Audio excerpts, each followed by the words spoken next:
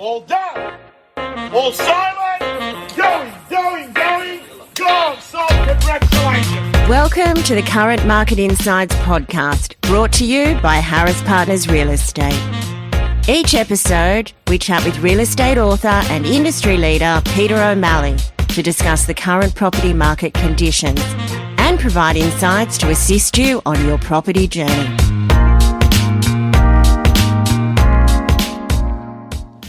Hello and welcome to another edition of Current Market Insights. I'm your host, Ciaran O'Brien, and with me is Mr. Peter O'Malley. Peter. Ciaran, great to see you. Great to see you, buddy. I want to talk today about something that's really important in property, particularly on the sales side. I really want to talk to our listeners and get your experience around the big difference between conditioning and feedback. And I think it's an important distinction. It's one that every seller will experience throughout a campaign. If the agent's doing their job properly, they will experience one or the other.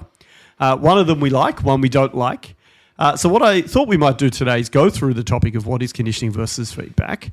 And if we can, let's start off by just explaining to our listeners what we mean when we talk about conditioning.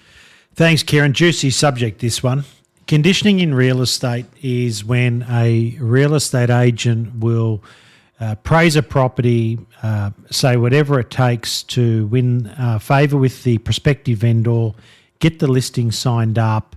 The praise is generally over the top, more so than the market reality, leaving the real estate agent with a new listing on the books, but overpriced at that, with vendors who have got above market expectations because they've gone overboard. So what conditioning in real estate is bombarding the vendor of the day with negative feedback, which can take all sorts of shapes and sizes, if you like, and permutations. But bombarding the vendor with negative feedback as a means of driving their price back down to market reality. So things like the bedrooms are too small, it's dark, the living room's small, they don't like the main road, it needs a new kitchen. Whatever information the real estate agent can use in the, under the guise of buyer feedback to say your house is not worth what you want it to be worth, and this is the reasons the buyers are telling me why. So you mentioned there that conditioning is negative feedback, and the comparison obviously we're making here is that conditioning and feedback are different things. Now, if you are a seller and you have an agent who is talking to you about the campaign, about buyer feedback, how can you distinguish what is conditioning versus what is just feedback? Because it's reasonable for a buyer to come through and say, yeah, look, we like it, but the bedrooms are too small. How would a seller know that their agent is being legitimate, and that's the feedback, versus an agent who is saying, hey, all the feedback or this feedback is that the bedrooms are too small, with the intention of actually re-diverting or manipulating the campaign? Well, look, conditioning is overwhelmingly negative. Right. So the real estate agent has the vendor signed up to a 90 or 120-day agreement, and the vendor doesn't have anywhere to go. They've invested $8,000 to $12,000 on advertising, $6,000 to $8,000 on styling, possibly, maybe move their tenant out if they're a landlord selling off the investment property. Now they're strapped into a 90, 120-day campaign with a real estate agent who's gone from being the most optimistic individual in the world to the most pessimistic real estate agent in the world. So there's some telltale signs there that you're being played, essentially. When the conditioning, the reasons for the conditioning are known issues, you should balk at them. The bedrooms are too small, the road's busy, it needs a new kitchen, it needs a new bathroom. It really is a realtor's job to identify the pros and cons of any property prior to going to the market. But to suggest that the market will see through these negatives, being extremely optimistic about the price the agent believes they can achieve, and then circling back post-employment and saying, you know what, all of these reasons that existed before you signed up with me are now reasons as to why the buyers don't want to pay the price. That's a classic case of conditioning. The vendor usually has been profoundly misled into signing up with that real estate agent. So your experience would be that typically, and I reflect on my own experience too. Vendors will say, "Hey, we recognise the windows aren't double glazed and the road noise is a bit much, or there's not a lot of light in the back 2 rooms. We know that. Do you want us? How should we campaign the property to deal with these things?" And so your experience would be that an agent who's looking to condition will say, no, look, of course, don't worry about those. Don't worry about the windows. Don't worry about the noise. Don't worry about the light. They're not issues at all. And then coming back in a week or two and saying, you know what? Everyone says the back room's too dark and the front room's too noisy because you don't have double glazing, right? And they may have been discussed prior to listing or they may not have been.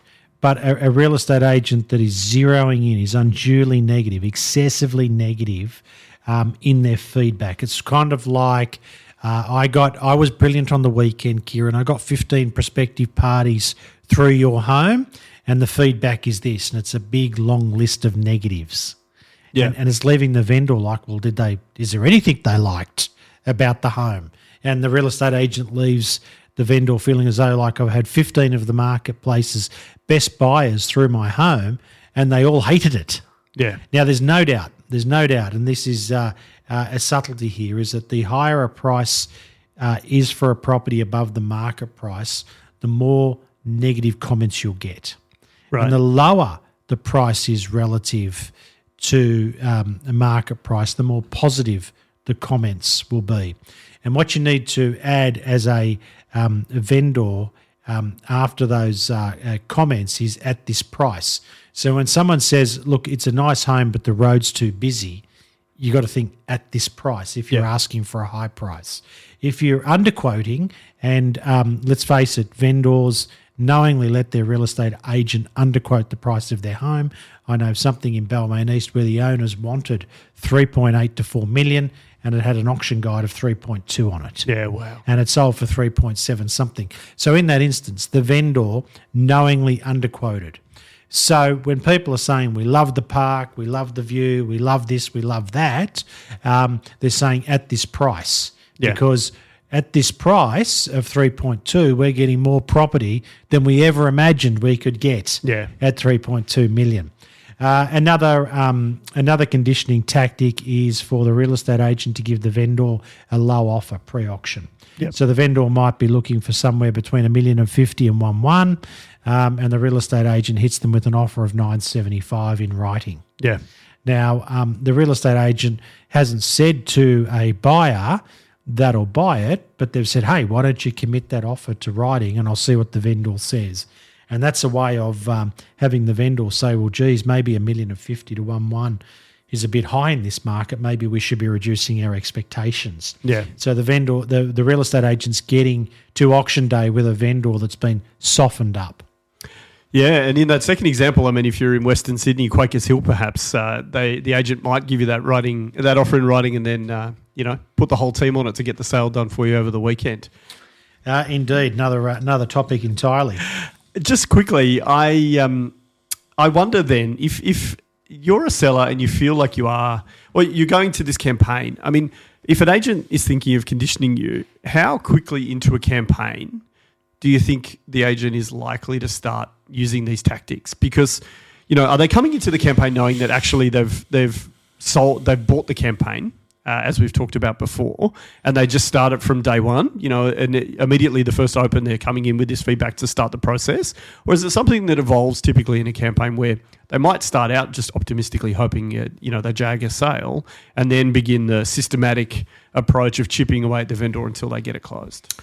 Look, sometimes when an agent goes high in price to win a listing, they're consciously doing that. Sometimes they're honestly high, or they've overlooked a true negative as to why it's not going to achieve the lofty heights that they want it to.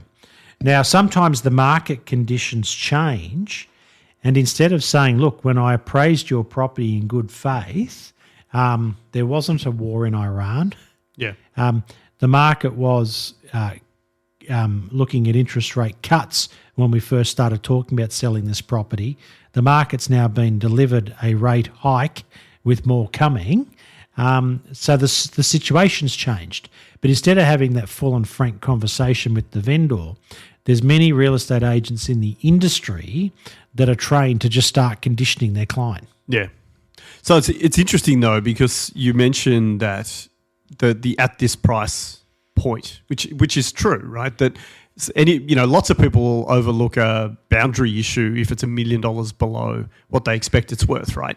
But that highlights the case that there could be, if there is a market shift for significant and legitimate reasons, the at this price conversation comes back into play. That, the driveway being shared with someone wasn't an issue when the market was more stable. But now that we have all these other confounding factors, people are saying, well, at this price, so, I'm not that happy there. And it's not true conditioning in that sense, It's right? at this price relative to the other listings that I'm seeing in the market. Yeah. So what we get as real estate agents, Ciaran, all the time is vendors waving a sale in our face, saying, look what this property sold for 2 months ago. Yeah. My house is better than that, so I should get a better price. And I always say to vendors in those situations is a buyer will rarely look at recent sales and be exclusively governed by a sale 2 months ago. They're more interested in what does my budget buy me in the market today. Yeah. So they're more interested in what's this property worth compared to other available listings at the moment. What's on the market. Rather than a historic sale. So as a vendor, you need to be correctly positioned price-wise and presentation-wise against the homes that you're competing against. And we could be coming into market conditions where instead of buyers competing for homes, it's vendors competing for buyers. Yeah. And you need accurate pricing relative to the market of the day, the right presentation and the right real estate agent handling the transaction for you. And if your real estate agent does have to come back and not condition you, but give you market feedback because the conditions are changing and changing against you as a vendor, the only thing worse than knowing that is not knowing. Yeah. Because let me tell you one thing about falling markets, if that's what starts happening at some stage this year due to the broader issues that are occurring, interest rates, global conflicts, etc., those that adjust to the market conditions first adjust the least. Yeah. I guess the only question I have for you then, because it's a complex topic and there is a lot around what constitutes feedback versus conditioning. What can a vendor do? Are there any questions they can ask? Let's say you come back to me with some feedback about something.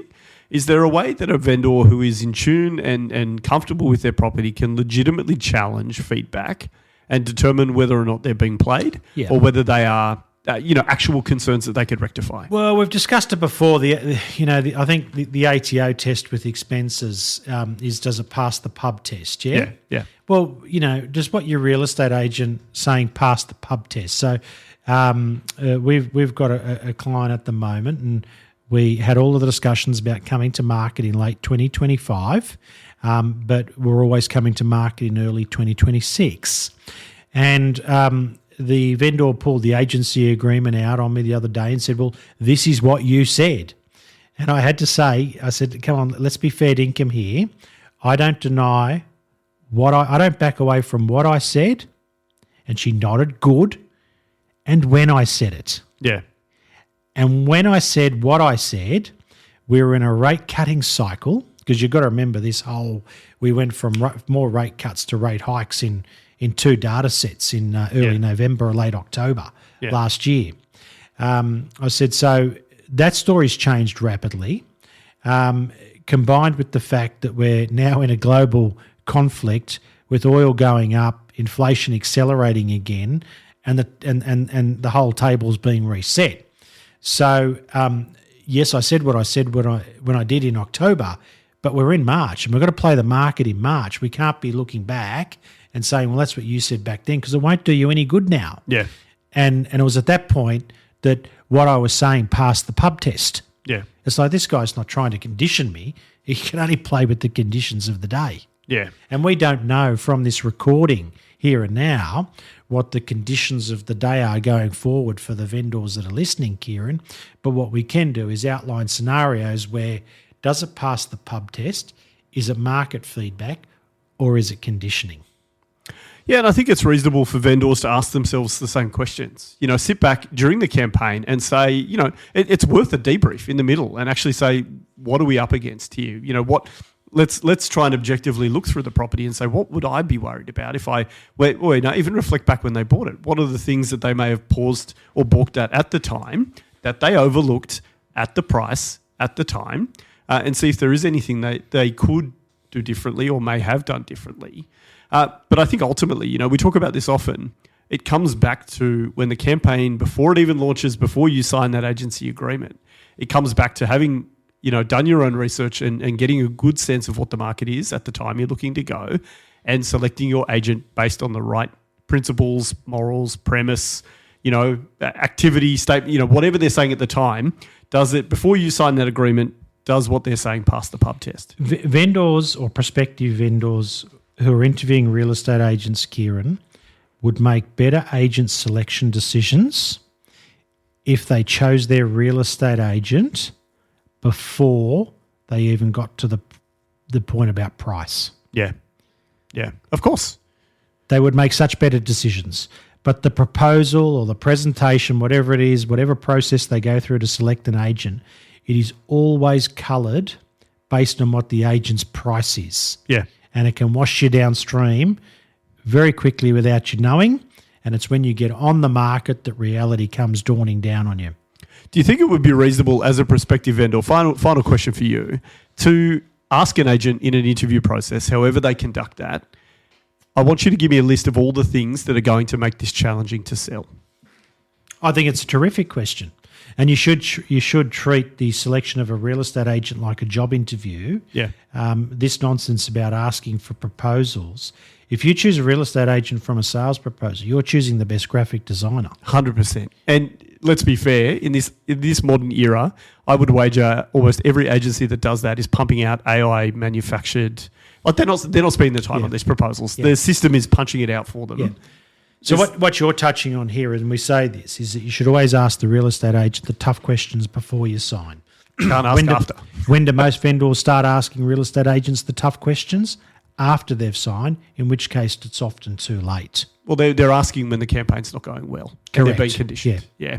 Look, really great discussion, Peter. I think it's an important topic, and it does highlight the importance of treating it like a job interview. You are hiring someone to sell your most likely or most valuable asset, which you can only sell once, and you're asking them to do the best job possible. I'm with you. I cannot understand why people do that in such a nonchalant fashion and then, haphazardly try and navigate through the campaign later on. They do it on feeling, they do it on emotion, they do it on gut feel. And then when the mechanics of the campaign are underway and they start seeing the fault lines in all of that, they start asking the hard questions, but it's too late. It is too late. It's certainly not too late for our listeners out there who haven't signed an agreement yet and are out there looking for an agent. As we say, take your time, pick the right person.